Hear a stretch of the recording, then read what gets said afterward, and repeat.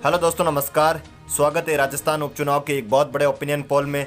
मतदान के बाद सबसे बड़ा सर्वे, कौन कहां से जीत रहा है, तीनों ही विधानसभा उपचुनाव में कौन सी पार्टी के मजबूत है, क्या कहता फलोदी सट्टा बाजार का सबसे बड़ी जो ताजा रिपोर्ट है, क्या कहती है रिपोर्ट और किस प्रकार मतदान रहा, कहां से कौन सा प्रत्याशी जीत दर्ज कर रहा है। दोस्तों, इस वीडियो में हम पूरी जानकारी बताने वाले हैं।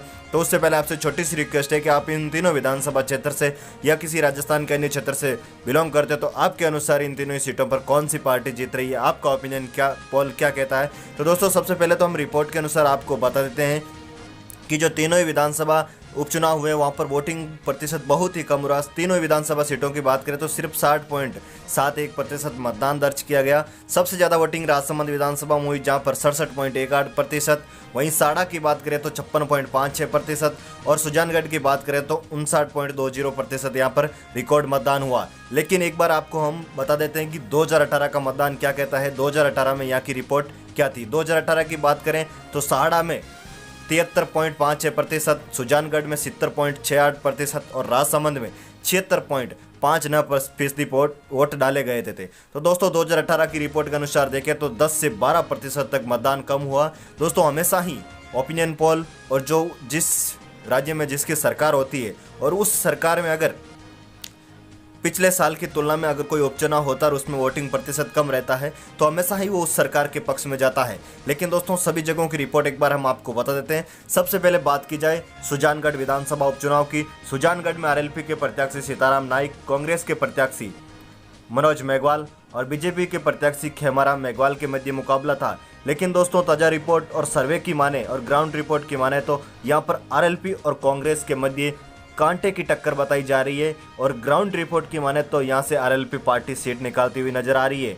वहीं दूसरी जगह बात करें साड़ा विधानसभा क्षेत्र की तो साड़ा में आरएलपी के प्रत्याशी बद्रीलाल जाट चुनाव लड़ रहे थे। वहीं कांग्रेस की प्रत्याशी गायत्री देवी चुनाव लड़ रही थी और बीजेपी के प्रत्याशी रतनलाल जाट चुनाव लड़ रहे थे। वहाँ की ताज़ा रिपोर्ट और मतदान के बाद का सर्वे और जिस तरह से कम मतदान में कमी दर्ज हुई उसको देखकर उसकी रिपोर्ट की माने तो यहाँ से कांग्रेस की प्रत्याशी गायत्री देवी एक तरफा माहौल से जीत दर्ज कर रही है।